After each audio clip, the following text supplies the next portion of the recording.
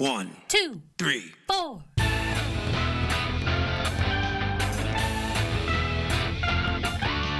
Monster movie. Fun time, go! Monster movie. Fun time, go. Monster. Movie. Fun time. Go! Monster movie. Fun time, go. With Precious D and Honeybee. Fun time, go! Hello. Hello. Hello. Listen to this.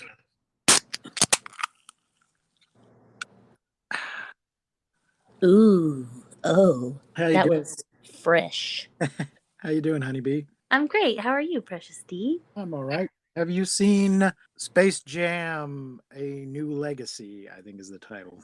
No, I haven't, but I really want to. I'm super excited, especially because the original Space Jam, I was like 4 or 5 when it came out. And so it was like a big deal in my little baby life. You were the key demographic. It was, yeah. So it was, I'm really excited to see the new one. There are people of a certain age who give a shit about that movie. They give a lot of big shits about that movie. I think maybe also Lola Bunny may have been a sexual awakening for many people. Yeah. I mean, I have nothing nice to say, so I won't say anything at all except, hey, Lola. Wink. I mention it because King Kong makes an appearance. Oh, really? In the new one? They throw all kinds of Warner stuff in there. So it is certainly a jam, but it is not a space jam. Unless cyberspace counts as space, but no one says the word cyberspace at any point. But that is, in fact, where it takes place. Oh, really? By the time this episode comes out, it'll already have been out for several weeks. But Yeah. And I will have seen it. it's on the HBO. You have access to it. Nice. Perfect. Well, I am super, super excited to watch it. I am the give a shit about that movie. I have a friend who's like a basketball person and is like, fuck that movie because blah, blah, blah. Whoever the sports ball guy playing the guy is, he is no Michael Jordan. He could never. And I'm like, Kobe Bryant. No, not Kobe Bryant. Kobe Bryant's the guy who died, but this guy is James. LeBron James. Sorry, Kobe Bryant is the rapist who died. He was a rapist? Google it. Oh my, okay. Google I guess I'll have that to. shit. Yeah, fuck Kobe Bryant. I'm not a basketball guy, but yes, LeBron King James is the guy that is in this movie. He is not a rapist as far as I am aware. Nor is he dead. Right. Yeah, I know nothing about any sports ball or the people involved really. You know, I just don't. It's not my thing. It is not important. It is not my thing either. So anyway, Godzilla. Yes, I was so freaking excited. Yeah. Did you enjoy it? I did enjoy it. There was a lot of things going on that like I feel like it was sometimes hard for me to follow. Like sometimes I was like, wait, what is going on right now? And I'd have to rewind it. I had to rewind it a few times. And I don't know if that's because I was like just missing it or what. But yeah, I enjoyed it. I was super excited. I'm glad I finally saw it. Now every time someone is like, "What? You haven't seen Godzilla? Never gonna happen again." So yeah. Just from a practical viewpoint, it was a little difficult taking notes and watching it with the subtitles at the same time. Yeah, totally. And maybe that's what I was like missing a few things. I'd have to rewind it and go back. Yeah, but I did a lot of pausing. Yeah, same. So Godzilla, aka Gojira, Gojira. for black and white, 96 minutes. Directed by Ishiro Honda. We will see that name over and over again as we proceed these movies. And the music is by Akira Ifukube. I'm probably mispronouncing that, but he is also very well known for doing this music. Toho Studios is the studio. They rule in the kaiju area. Kaiju rulers. The budget is 100 million yen. Box office 183 million yen. 9.6 million tickets sold. It was the 8th most viewed movie in Tokyo and Japan that year. Gojira is 164 feet tall or 50 meters. The death count in this movie, I found a thing just saying 123 confirmed. Okay. Because the total count, I think, was A immeasurable. lot. 20 ships go down. Yeah. So that has to just be the ones that we know for That certain. we see. Must Yeah. thousands. And then, as I mentioned in our last episode, in 1956, the Americanized version comes out. And that is what everybody outside of Japan, or most people outside of Japan, saw for 50 years. There apparently is a very bizarre Italian version that is it's based on the American version, but they've colorized it, but only are using 2 colors. Oh. I just stumbled upon this recently. I have not had a chance to look at it at all. But basically, the American version is what most people outside of Japan saw for 50 years. It is inspired largely by the Beast from 20,000 Fathoms, but also by a real life incident. Oh. So, of course, the theme of the atomic bomb, the H bomb, is prominent in this movie. It had only been 9 years since Hiroshima and Nagasaki had bombs dropped on them. But it was just a few months before they began production of this movie that a Japanese ship, the Lucky Dragon number 5, in Japanese, the Daigo Fukuru, I don't know. Daigo Fukuru Maru. The Lucky Dragon number 5 fishing boat drifted into the waters near the Bikini Atoll, where I say drifted, I don't know if they drifted, but they were unaware that the United States government was doing atomic bomb tests nearby, and the ship was showered with radioactive fallout. Oh, shit. From the 15 megaton Castle Bravo hydrogen bomb test at nearby Bikini Atoll. The ship's catch of fish was contaminated, which caused a panic in Japan about the safety of eating fish, and the crew got sick, and one of them actually died. Damn it.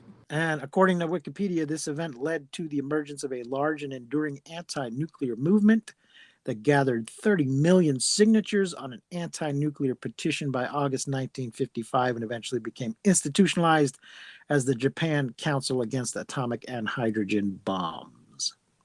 Damn.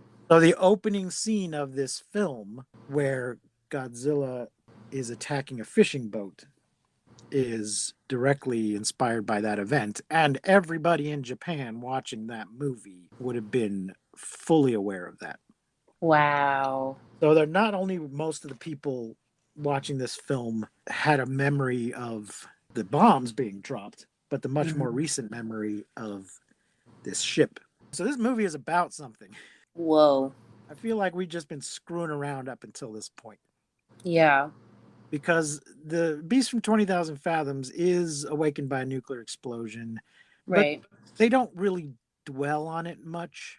Right, yeah. And the devastation that we see is just not nearly as great as it is in this movie. It's all much more personal. Mm-hmm. In Beast, the people that we know are largely unscathed, except for poor George at the beginning. Yeah. But we really get to know the people in this movie more. Mm-hmm. See the direct impact. The scenes in the hospital and the triage areas and stuff like that must have been quite impactful on the Japanese people who had lived through those atomic bomb. Yeah, gosh. Holy shit, man. Yeah. But when this movie came out, the Japanese critics were mixed on it. A lot of them seemed to think it was exploitive. They didn't appreciate them making a monster movie out of all that recent real life stuff. Yeah. But the U.S. critics did like it when they finally got to see it. Well, yeah, I'm sure they did. I guess, the guilt of the U.S. in having done that, maybe we're more willing to look at it head on and take that in. Whereas to the Japanese, it just seemed like exploiting. I don't know. I kind of see the Japanese side with the like exploitive feeling a little bit. Like it's kind of like, why would you make like almost like maybe they're not trying to make light of it, but it was an actual thing that actually happened, and now you're like bringing this. I guess I see both sides of it. Is what I'm saying. But this is the beginning of what would become the longest running movie franchise in the world, with 32 Toho films, 29 live action ones, 3 anime, and 4 so far American films, and 3 television series. Holy shit. By television series, I mean cartoon television series, but still 3 of them. Wow, that is a lot. Godzilla's got it going on. Yeah, it does. So the movie opens with the awesome theme song, opening credit theme, the Godzilla title theme. Mm-hmm. I just love it. It's great. And during this opening, we hear roars. Yes, the metal screeching Godzilla noises. Love. And then we see a ship where people are just on the deck playing harmonica and guitar and having a good time until they see this glow underwater and a flash of light. And then a distress call is received. We get a glimpse of the below decks. They're sending out a distress call, and then the wall comes crashing in, and then we see them receiving the distress call. Yeah, what an opening. Like, they did not waste any time. Now, it's quite a while before we actually get a look at the monster, but he's tearing stuff up right out of the gate.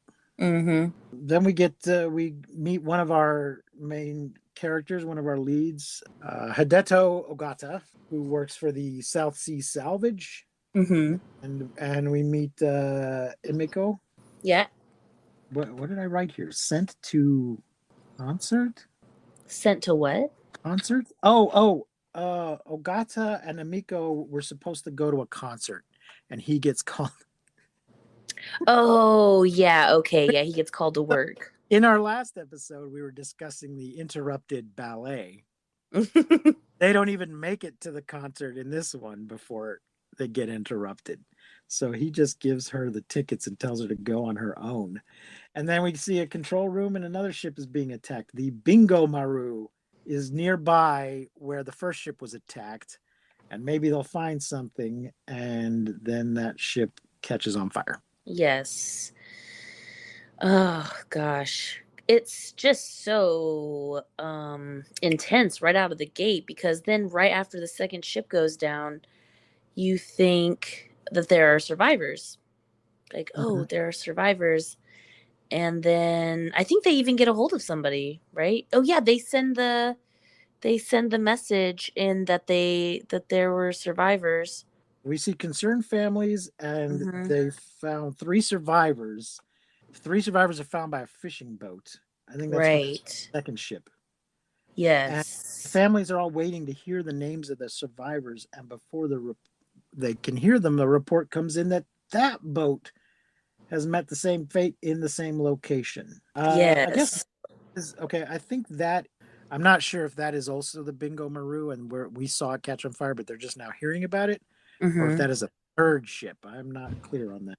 But we see some newspapers speculating, and then there are people on the beach who seem to be keeping watch. It seems like they're there looking for survivors, and a raft comes in. And it does look like the older man is smoking a joint. I just wanted to throw that out there. It did look like he was spliffing it up. He may have just been hand rolling cigarettes. That was much more common back then. Oh yeah, that's true. Okay, well, it looked like a joint to me. That's all I'm saying. Just saying. We see what we want to see, and we hear what we want. Some people view the world through a particular lens. This raft comes in with Masaji on it. Masaji Yamada and his brother Shinkichi Yamada comes running up yelling for his brother, and this kid hangs around in the background for the rest of the movie. Didn't realize it at first, and then I was like, wait a minute, that's the same kid. It's weird because he doesn't really do anything. He's just there. It's kind of a through line, I guess. But Masaji survives, and then we see fishing boats are coming in with nothing. They can't catch anything, and the same old man says it must be Gojira, Mm-hmm. And people scoff at him, and he says the best line in movie history. I'll feed you stupid cows to Godzilla. Yeah, if you dishonor our old traditions, I will feed you stupid cows to the beast. I do think it's interesting that in this cut they keep translate it as Godzilla in the subtitles, but everybody's saying Gojira Yeah. in the audio.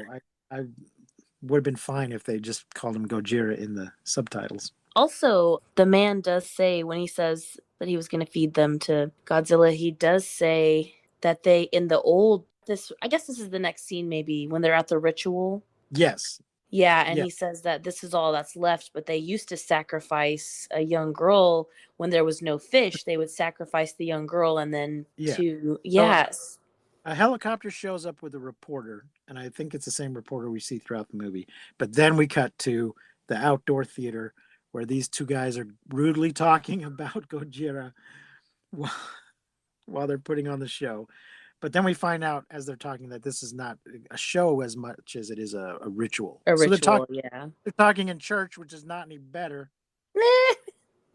But yeah, he talks about in the old days, once it had eaten all the fish, it would come ashore and eat the people. Mm-hmm. They would sacrifice young girls.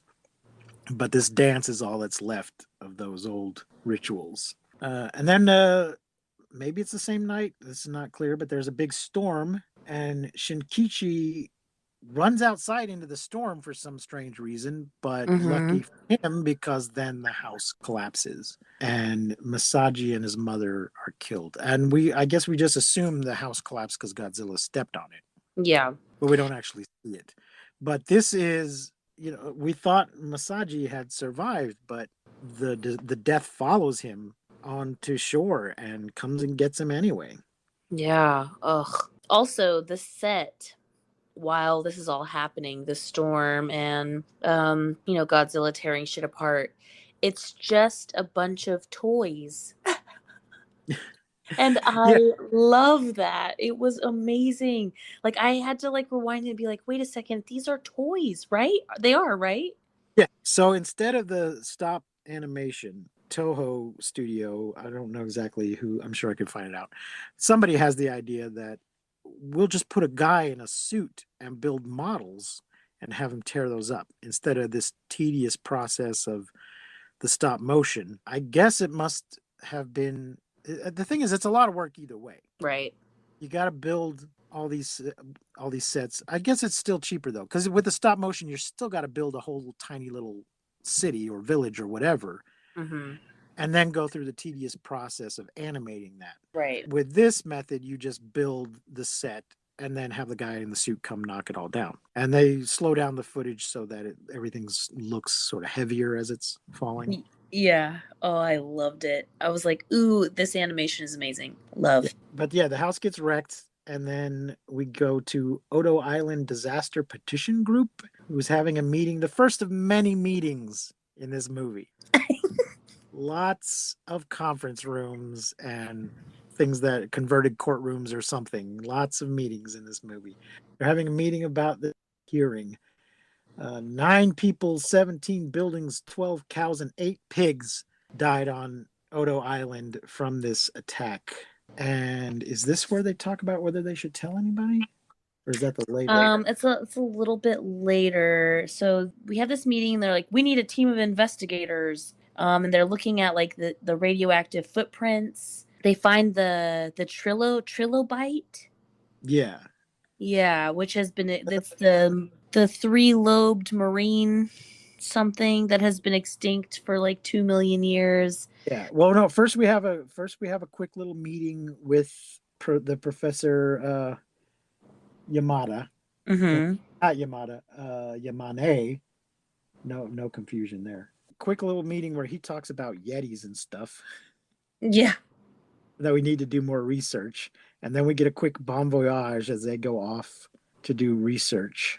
And Hideto and Amiko talk. And they mention how Shirazawa never leaves his lab. Mm-hmm. So here's the thing. Emiko is engaged to the scientist. Ogata. No.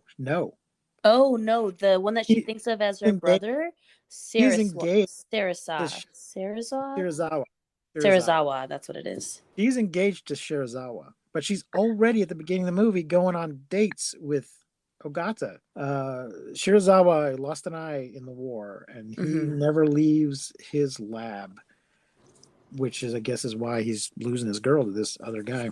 I meant to mention at the beginning. I think the real takeaway from this movie is if you're stepping out on your fiance, if you just if you just wait long enough, he will sacrifice himself for the good of humanity, and you won't ever have to tell him and have an awkward conversation with him. And he will wish you and your new love happiness. Yes, but we'll get to that. But yeah, she's terrible. So the research team and reporters and show up at the village, and they're taking radioactive readings. It's not fallout because it's localized. If it were fallout, it would go island, but it's just here in the footprints. And yeah, as you mentioned, the doctor finds a trilobite. I think it's alive. I'm not sure if it's alive. I know that because when he shows it, all that really matters is the sand that they collect off of it. So I'm not sure that it's alive or if it's dead when they actually find it. Okay, but I think part of the point is that this is a prehistoric, right? And they're not, you can find fossilized ones of these. They're not all that rare, but yeah, I think the idea is that the creature has dragged this up with it, come from the same part of the ocean. He's dragged it up with it and left it. Yeah. And then there's a warning bell. Godzilla's on the other side of the hill. The other side of Hachiman Hill. And the Professor Tanabe and his daughter, creature from the Jurassic era. I don't know. I've written some notes here that make no sense. But at 22 minutes and 8 seconds in, we get our first glimpse of Gojira. Yay! He's so lumpy. He is. This version is a little lumpy. It's all right. We're all a little lumpy. And Emiko gets saved.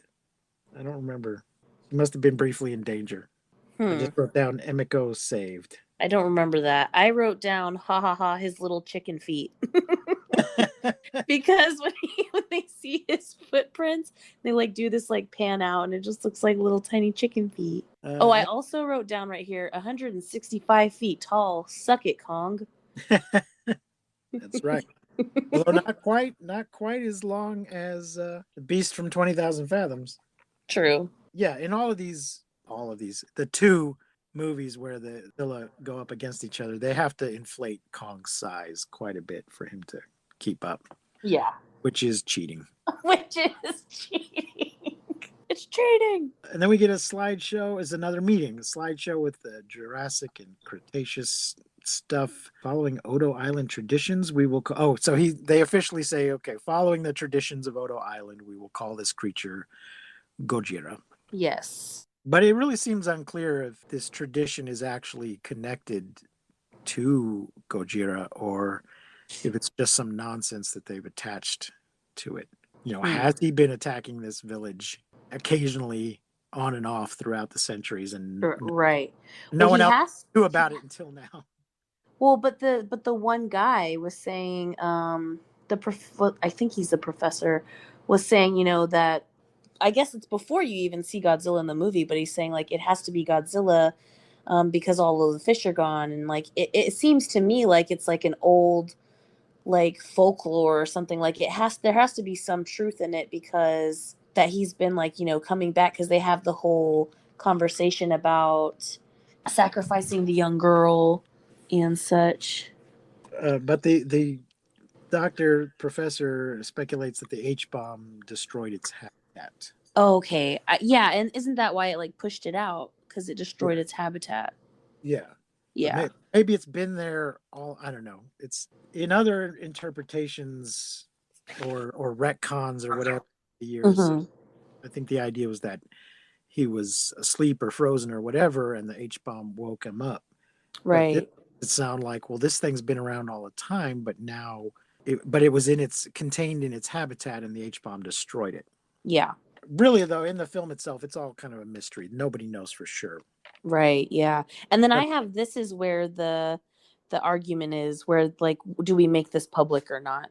Yeah, and this seems like I don't know how I was going to keep it secret. Oyama wants to keep it secret for diplomatic reasons. Mm-hmm. It seems odd. And Politicians, there's man.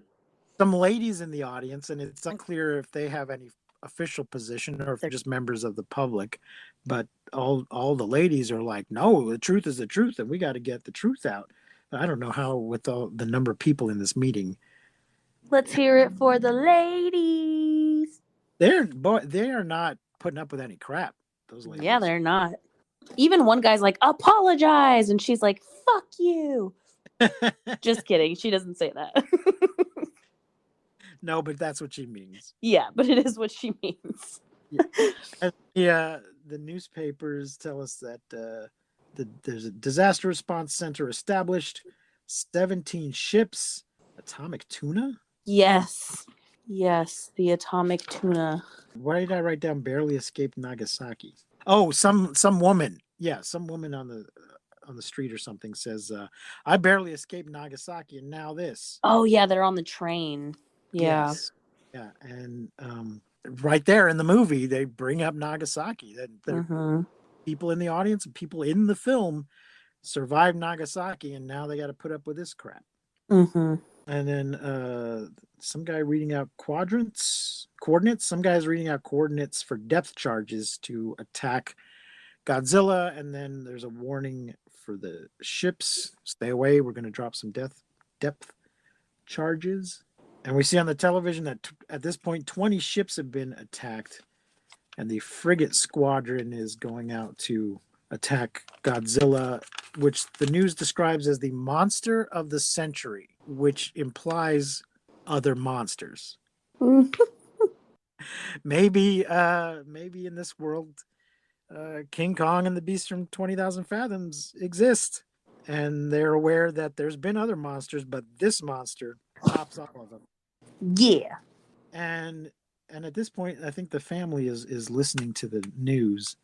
Yeah. And we see Shinkichi is now living with the professor and his daughter? Question mark. And even though she's engaged to somebody else, this dude is hanging around the house all the time. And the father doesn't seem to have put two and two together, because later they have discussions about telling father about the relationship. And I don't know why you think this shipping captain has been hanging around his house with his daughter and his newly adopted son. While everybody's talking about killing Gojira, the professor doesn't want him killed because science.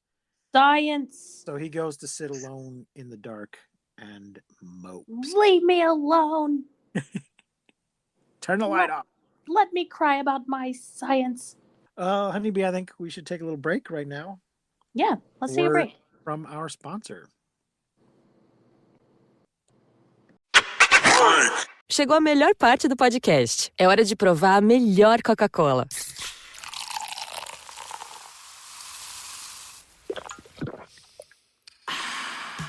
A Coca-Cola sem açúcar. O sabor irresistível da Coca-Cola, sem açúcar e igualmente refrescante. Coca-Cola sem açúcar. A melhor escolha.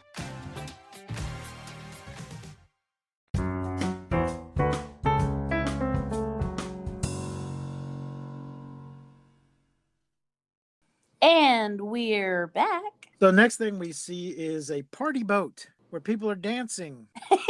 Which was like, wait, don't you people know what's going on? What are you doing out here in this party boat? A couple of ladies dancing together, which is fun. Yeah, this party boat, this made me think of real life stuff from my life. That right after 9/11, they shut down all the air travel. Mm-hmm. I don't remember how long it was shut down, but it was quite a while. Some weeks before there was any air travel. But nobody has shut down the shipping lanes or the party boats. 17, 20 boats at this point? Yeah, 20 at this point. 20 ships at this point. But this party boat is out there just taking a little cruise around the island or the channel or wherever they are. That's just bad planning. Yeah, come on, people. Having trouble. What the fuck are we doing here? So Gojira shows up and ruins the party. Surprise. And then we get another meeting where somebody says, we'll soon have to close international shipping lanes. And I wrote, soon? Exclamation point, question. Too late. And then they discuss, how do we kill it? And is this the point where the professor is like, well, it survived the H-bomb, so you're not going to be able to kill it. Yeah. A reporter, Hagawara, comes to see Emiko because he wants to talk to Shirazawa, and he doesn't want to talk, so maybe she can introduce him. Mm-hmm. He gets sent to go interview him, and then in a minute he comes. As Emiko and Ogata are talking about Shirazawa and how he lost his eye in the war and how I love him like a brother, but I still only love him like a brother. Then Higawara comes in and asks for the introduction. And they're like, yeah, we'll do that. And while we're there, we can explain about how we've been running around on him behind his back. Or you can explain. And then he says, and I got to go talk to the professor about Shinkichi's schooling. Uh-huh. That's when I was like, wait a minute. What? So I went back and I looked, and I'm like, oh, that kid's living with them now. But why is his schooling Ogata's concern if he's not? Yeah. Who are you, weirdo? Get out of here. I don't know. 'Cause it's not clear to me how the professor knows the kid other than he went to the island, and why he's taking it. A lot of stuff happens off camera. Yeah. We get a lot of these people's lives while they're waiting to get killed by Godzilla. Mm-hmm. But that's good. That's good. It's just a little confusing sometimes. Yeah. So we see that the guy tries to interview Shirazawa, and he denies that his research is anything useful, and he won't say what it is. But as soon as the reporter leaves, Emiko's like, what are you working on? And he says, I'm risking for my life for this project. Do you want to see it? He's like, can you keep a secret? And she's like, oh, can I? Yeah, I've been keeping a secret from you for months. What do we think of her, by the way? As an actor, it was very, over dramatic, very melodramatic. I loved it. When she like cries and like does the scream, and it's like that. Ah! I love that. But as a character, she was giving me like Jenny from Forrest Gump vibes. Like, I understand, like, you're supposed to be like the good guy and like you're the woman of the show, but you sucked. Yeah, she kind of does. But I did like her. Like, I like her character and I like her. But yeah, I was just like, girl, jeez Louise, what's happening here? Hoenn. Shirazawa takes her into his lab to show her something. There's some fish in some very cloudy water, and he takes a little pellet and drops it in the water, and then we don't see what happens, but we see Emiko scream in reaction. Yes, this is the part I mean, acting. Yeah. And then back home, she's acting weird, and Gojira is approaching. So question, yeah. When he's approaching, you hear this like boom, boom, boom. Yeah. This is his footsteps, right? Yes. Or is it okay? Because it's even in the water. That's what confused me. I'm like, oh, is it like a drum? Or is it supposed to be his footsteps? Is it just like a music thing? I couldn't figure it out. I think it's meant to be his footsteps. We shouldn't be able to. He's in the water. Yeah, that's the thing, is like you hear even when he's like in the water, and it's that like boom, boom, boom, and then he's like coming up out of the water. Well, it might be a little bit of both. It might be sometimes it's a sound that the characters can hear of him approaching, and other times it's a musical cue that just reminds us. So that yeah. But he's approaching, and everybody starts to go do stuff, and then Miko's like, oh, hold on, I didn't get a chance to tell Shirazawa about us. She just wants to make sure Ogata knows that before he goes running off. And people are standing around. Some people are evacuating, but others are standing around watching, and we get sort of a high-pitched version of the theme song. And the professor warns the military, don't shine the spotlights on him, it'll make him angry. And we get some army shooting impotently at Gojira and people evacuating. Professor goes up the hill to get a good look, I guess. Yeah, they're like, you can't come in here. And he's like, oh, let's just go around these guys and go up the hill.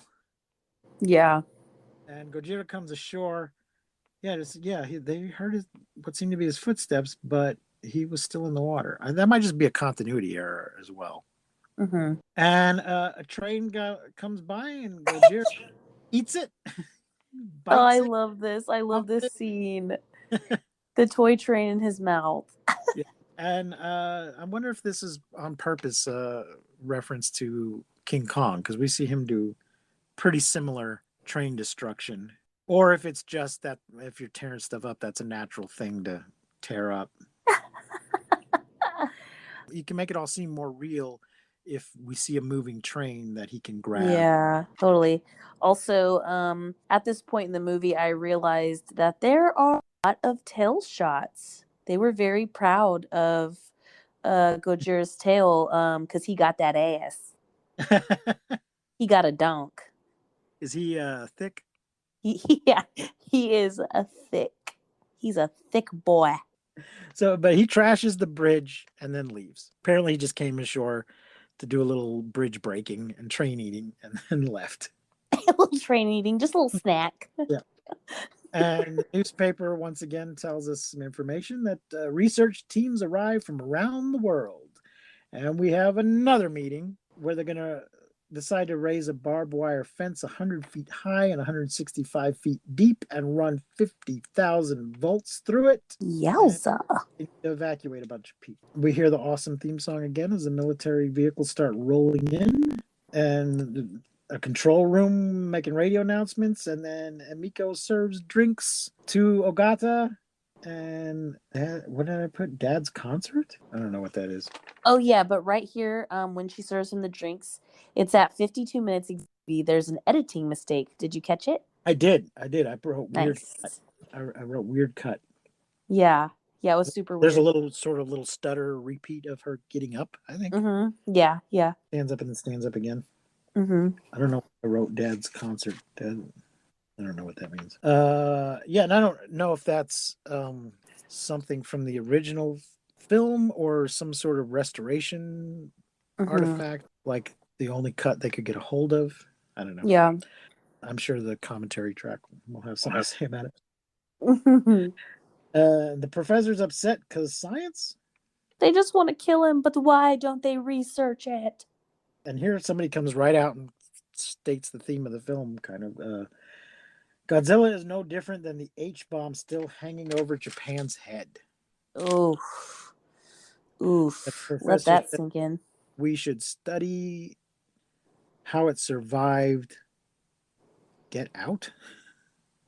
Yeah, he tells Ogata to get out of his house because he just wants to kill him too. He's having a disagreement with Ogata about whether they should kill it. So now I do think he has a valid point here, though, that not Ogata, studying how Godzilla survived the H-bomb could be useful for humans to survive the H-bomb or any other, atomic sort of disaster or mistake or whatever.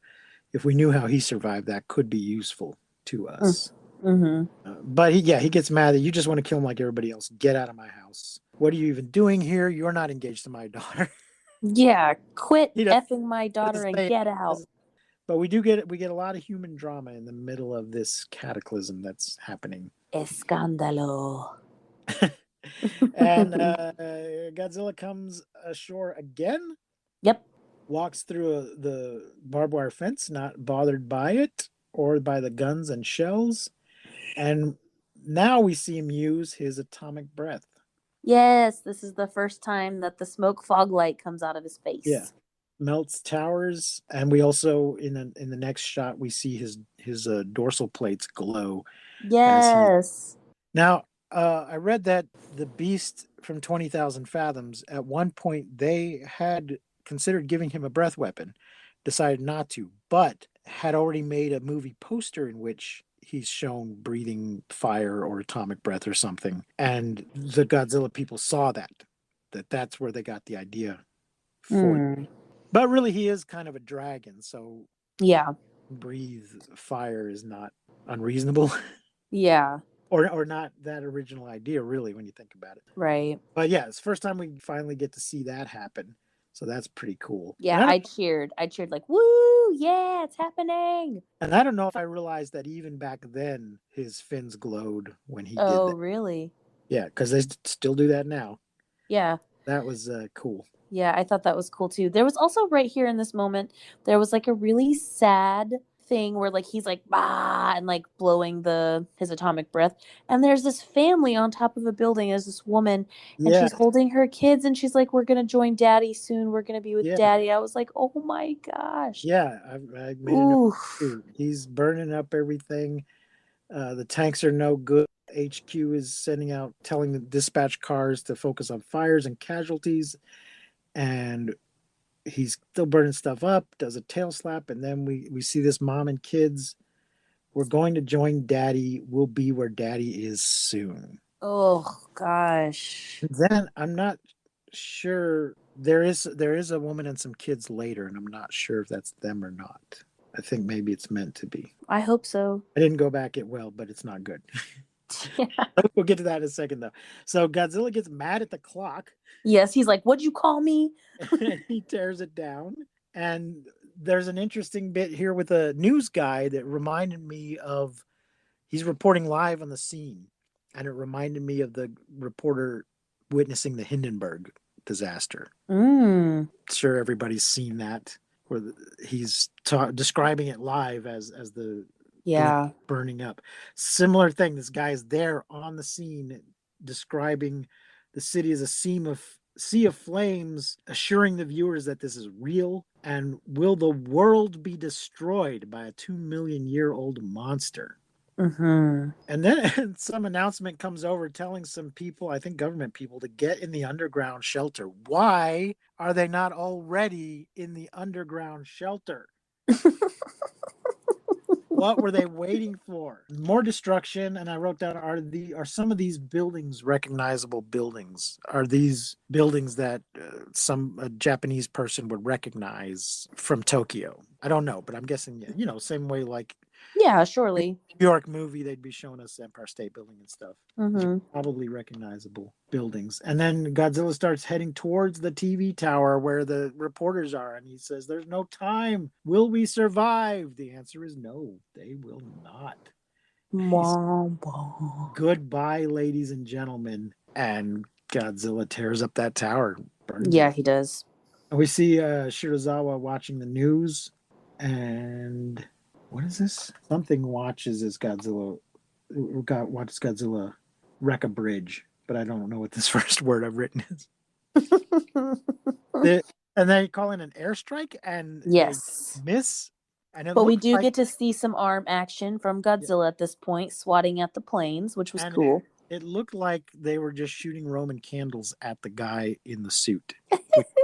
And missing him. Not a single one of these missiles appears to hit Gojira. And then he retreats, and we get a look at these scenes of destruction, tending to the wounded, checking a kid with a Geiger counter for radiation. And everything is destroyed. Research team is being formed, and for some reason they call Ogata, who is just a salvage ship captain, gets called to the briefing room for this military briefing about how to deal with the monster. I don't know why they give a crap about Ogata's input, but he is. And here's where we see a child. There's some kids, and there's a woman laying on a stretcher. Okay. And the kids, they come and take the woman. Oh, yeah, and the kids start crying. Kids crying, and it looks to me like the woman is dead. Yeah, but then she says, like, your mommy will be back. Yeah, and I was like, well, that's a lie. That woman was clearly dead. I'm not clear if she was meant to be dead and she's just trying to tell the kid a comforting lie or not. But I thought maybe this was the same family from earlier. Yeesh. And that the mother didn't make it, but the kids did. Oh, good Lord. But yeah. So maybe this was like them trying to just like hit your heartstrings with the whole actual bombing stuff. Like this was the things they were trying to like bring up. Yeah. But then Amiko tells Ogata about Shirazawa's secret. And we get a flashback to the demonstration of what she saw when he puts the pellet in the fish tank, it starts bubbling and the fish are stripped to the bone. To the bone. And he explains to her, I destroyed all the oxygen in the water. All the organisms in the tank suffocated. Their remains were then liquefied by my oxygen destroyer, which he says in English. It seems to me there must be Japanese words for oxygen and destroyer. I just found that interesting. I've watched, in my life, I've watched a number of Chinese movies and a number of Indian movies. And I always find it interesting because those were both places that were Hong Kong movies specifically, places that were colonized by the English. And there's certain English phrases that have become part of their language. Mm-hmm. Just like in English, there's certain foreign words that have become part of our language. But there seem to be certain concepts that their own language can't deal with as well as English can. So I guess in the case of oxygen destroyer, English can deal with that idea better than Japanese can. I don't know why. I found that interesting. But it splits oxygen atoms into fluid, which sounds like nonsense science to me. It struck me as sketchy. I don't think that's a thing. I don't think that's what happens when you split oxygen atoms. I think if you split any atom, you get an explosion. Depends on what he means by split. But he's in studying every angle of the oxygen destroyer, he accidentally discovered an unexpected form of energy. Was what I was just saying about splitting atoms.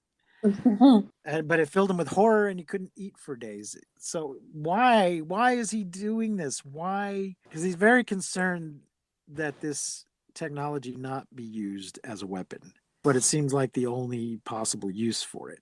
Yeah, like what else? Like, please tell me what other use there is for an oxygen destroyer. But I think what it was is he was studying just oxygen in general and stumbled on this process and thought, well, maybe I can find some productive use for it. Mm-hmm. So until I do, I won't tell anyone about it. Except for my whore fiance.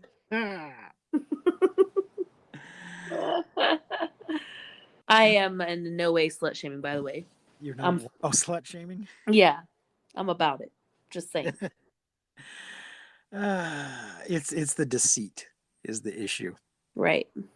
She's not being honest with the people in her life. Mm-hmm. But he's determined to find some beneficial use for it.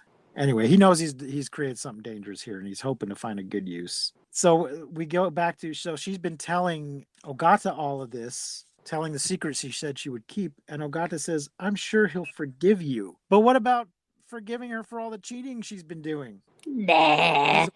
Who cares? And there's a huge monster on the loose. Yeah, we have bigger things to worry about. Turns out he will forgive her for that, but still. So Ogata and her go to him and ask him to use the oxygen destroyer, and he says no. And they have a little bit of a fight, and he uses the term weapon of mass destruction, which I thought was interesting. I didn't realize that term was so old. And then on the TV, there is a show happening in which a bunch of schoolgirls are singing a prayer for peace, which was quite lovely. It was. Though it does seem like the kind of thing you would sing in a war situation, because Godzilla doesn't give a shit about your prayer for peace. maybe I guess they're praying to God to bring Godzilla. Oh peace, oh light, hasten back to us. And this is, I looked it up because I thought, is this a traditional song or is this an original song? It is an original song, written by Ifukumi, whatever his name is, written by the composer of the film. And this song seems to move Shiragawa's heart because he agrees to do it, but he's going to burn his notes so nobody else can use it. And I think even at this point implies that to make sure nobody knows about it, he's going to have to be silenced. Yeah, see, I thought this too. I was like, he's implying that he's going to like sacrifice himself, right? Because he doesn't want this information getting out to anybody else. Yeah, he implies that even if I don't want to give it out, they might be able to torture it out of me. Right, yeah. And I was like, oh shit. Is he going to sacrifice himself? And bam. Yeah, sure enough. So we cut to the ship where they're trying to locate Godzilla by just leaning over the side of the ship and waving it around. But it seems to work. Shiragawa wants a diving suit, and Ogata insists on going with him because you have no experience with diving suits. Are the reporters there? I think what's his name is there too. Everybody's there. Yeah. Shinkichi Yamada. I believe. Yeah. I think he is on the boat. The professor's on the boat. Omiko's on the boat. The reporter's there. I noticed that, so when they go down, Godzilla seems to be taking a nap. Yeah, I put that too. I said Godzilla straight chilling, snoozing question mark. They had kind of ratty looking diving suits. I don't know what's going on there. And then for some reason Ogata starts going up and then starts calling out to Shirazawa. Maybe he thought Shirazawa was going to come up with him and he realizes he's not. And yeah, because when he was like, when they're having the diving conversation, he's like, I'm going to go with you. I was like, wait, how's he going to kill himself if you're there? Yeah. But he does not come back up. He stays down there. He activates the oxygen destroyer. And by that time, Ogata's back up and he's calling down on the radio. And Shirazawa says, it's working. I hope you two will be happy. Farewell. So he's not a dum-dum. He knows that they've been... Yeah. Mm-hmm. He knows what's been going on. And pulls out a knife, cuts the hose and the rope. And we see a lot of agitation in the water, a lot of bubbling. Godzilla surfaces briefly and roars and sinks back down and then dissolves into bone. No. And then it looks like he dissolves into nothing. Yeah. Though there's a little bit of a spoiler. In future movies, these bones will be important.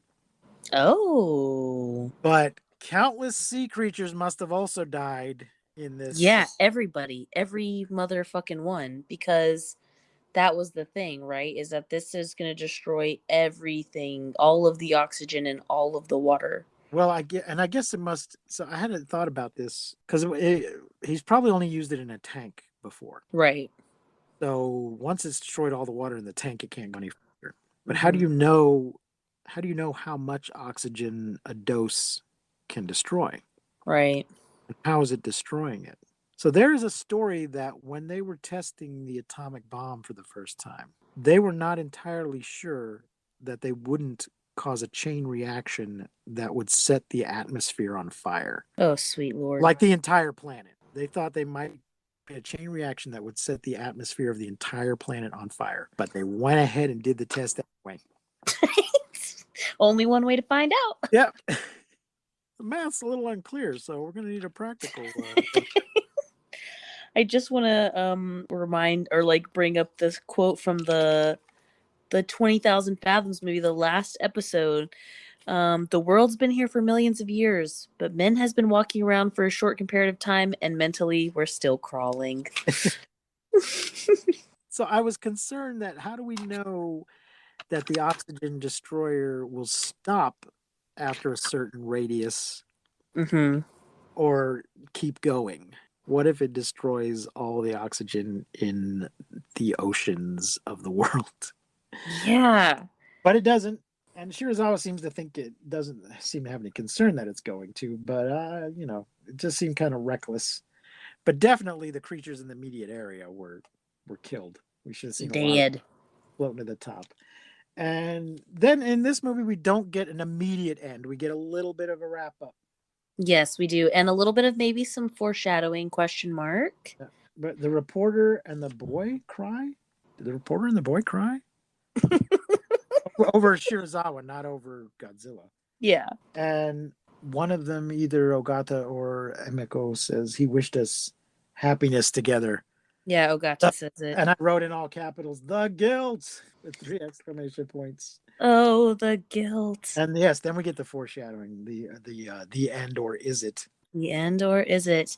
He says, another Godzilla may appear. Can't believe Godzilla is the last of his kind. If nuclear testing continues, another may appear. Woo! And it will. And it will. Just a few years. Yay! In 1955, in 1 year. Oh shit. 1 year, Godzilla will raid again. But before he does, we will be taking a look at the movie Them! Exclamation point. Them! Exclamation point. That's our next movie? That is our next movie. Also 1954. It is a United States movie about radioactive ants. Giant radioactive ants. I'm excited. It is another one where the problem is caused by nuclear radiation. And the first of many giant insect movies. Oh yeah, I love giant insect movies. Giant and or giant arachnids. So we've had apes and dinosaurs, and then we've had atomic dinosaurs. Now next time we will be getting into the realm of atomic giant insects. So if you have any thoughts or feelings or hate mail about any of this, messages to monstermoviefuntimego@gmail.com or send us a voicemail on anchor.fm/mmftg. Also look for us on Facebook and Instagram and Twitter. Woo! I will probably post links to those things in the show notes at some point. Awesome. In the future, I haven't done this yet. In the future, we might do a Patreon. And if we do that, we'll have to put out some bonus content. And in that bonus content, we might just do other kinds of monster movies. Oh, cool. Or other related movies. First bonus content I want to do is The Most Dangerous Game. Okay. Because it ties in with our first episode of King Kong. Cool. So those are plans for the future. Thank you for joining us here. Please do all the things, the liking and the subscribing and the reviewing and the sharing with your friends. Tell your friends. Tell your friends to tell their friends. Exactly. And tell your friends to tell my friends. We could be friends. And we won't see you, but you will hear us next time on Monster Movie Fun Time Go. Monster Movie Fun Time Go. You've been listening to Monster Movie Fun Time Go. If you enjoyed the show, please rate and review us on your podcasting platform of choice. Our theme song is by the Texicano Folk Rock Punk featuring Lita Lopez. You can support the show, find links to our social media, and even leave us a voice message at anchor.fm/mmftg.